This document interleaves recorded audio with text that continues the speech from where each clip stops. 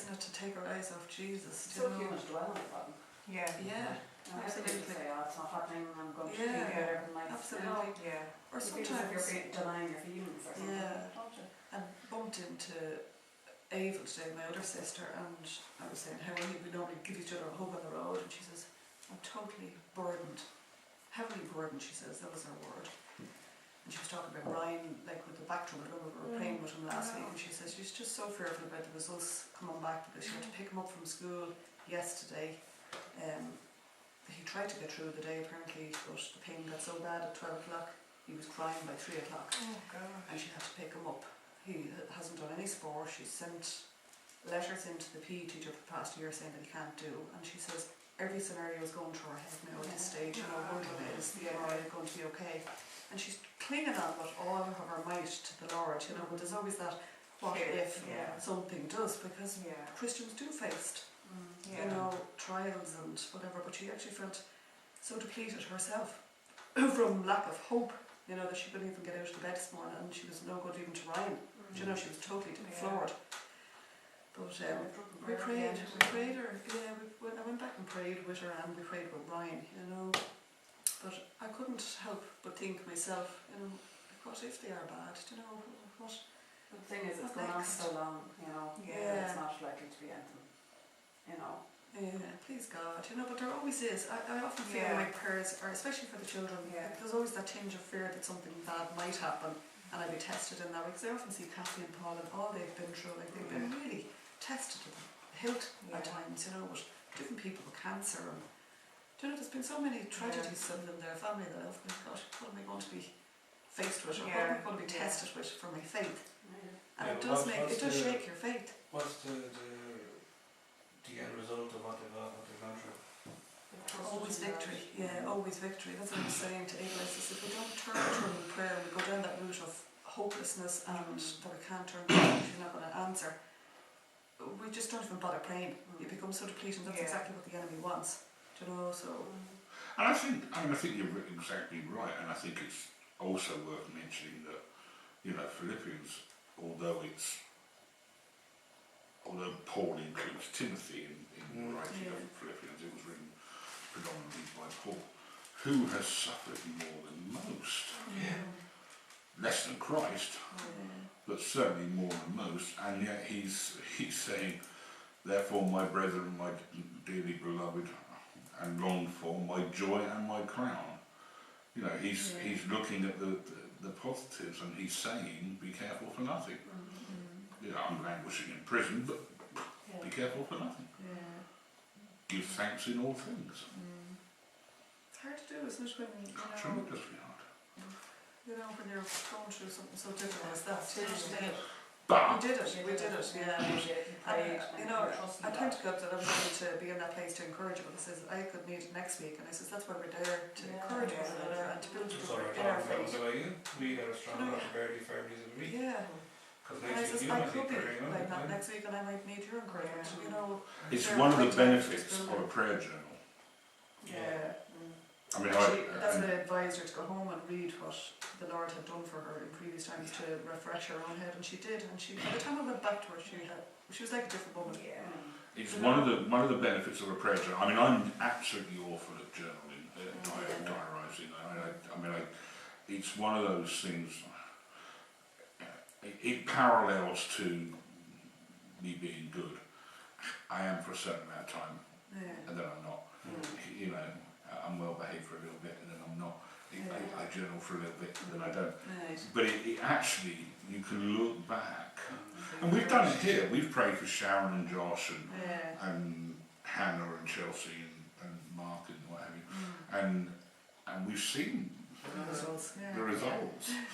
But it's very good. And how many times, if you look back over your walk with Christ, and look at all the times you worried about things, and yet in hindsight, they've all been answered. We're still here.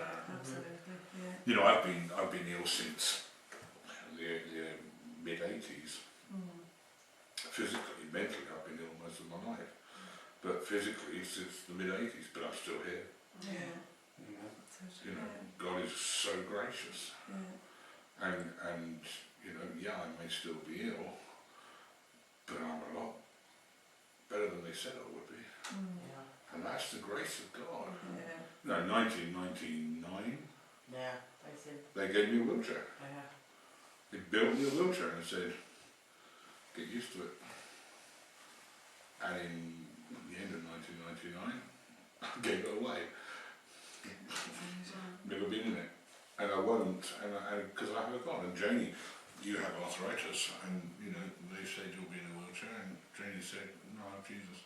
Yeah. That's it. Yeah. In all things, give thanks. Yeah. And you know, exactly right here. Do not be anxious about anything, but in every situation, by prayer and petition, with thanksgiving, present your requests to God. God first. Yeah, that's it. Can I just read 4:11 down to 14 there? Not that I speak in regard to need, for I have learned in whatever state I am to be content. I know how to be abased and I know how to abound. Everywhere and in all things I have learned, both to be full and to be hungry, both to abound and to suffer need. And I can do all things through Christ who strengthens me. Amen. That's where strength comes from. Yeah, and it's so important that we've learned earlier on how we can enter boldly into the holy presence of God through Christ's blood, not through our own work, not through our worrying, not through our fretting or our own Goodness. self-sufficiency, or our own goodness, our own worth. It's through Christ. Yeah. You know? God, we're flying tonight, aren't we? Absolutely. I'm kind of nervous now. Kind of nervous now. Why? Just that we're going so fast. There's something wrong. There's something amiss. Perhaps we should video everyone.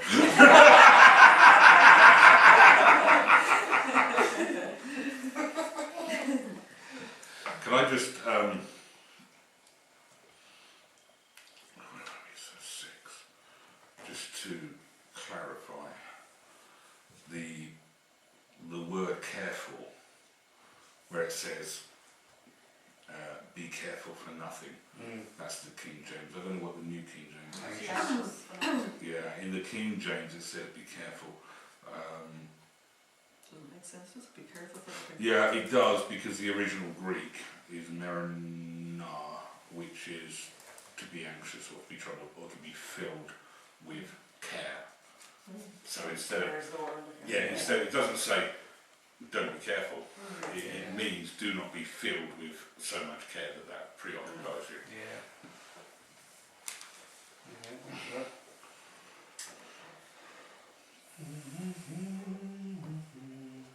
In whose name should we pray and with what motive? Such a fascinating question. We'll go back to John 14, the Gospel of John, chapter 14 and verse 13.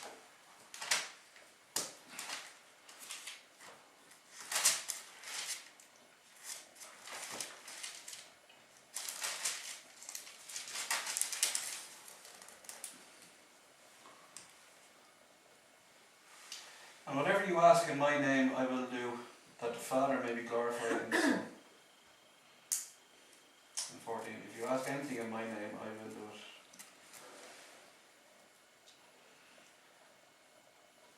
So, in whose name should we pray, and with what motive? In Jesus' name and for the glory of the Father. Amen.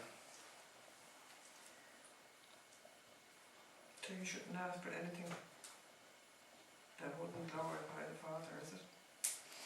Anything you ask for. Actually it goes beyond that, in my opinion. You have to remember the difference between modern day life and the times when this was written. To speak in somebody's name is as if they were there. That's right. You would not say anything that that person wouldn't themselves say. And that's slightly different today, because today there's a lot of corruption and, you know, so and so says. No, we didn't. But in those days,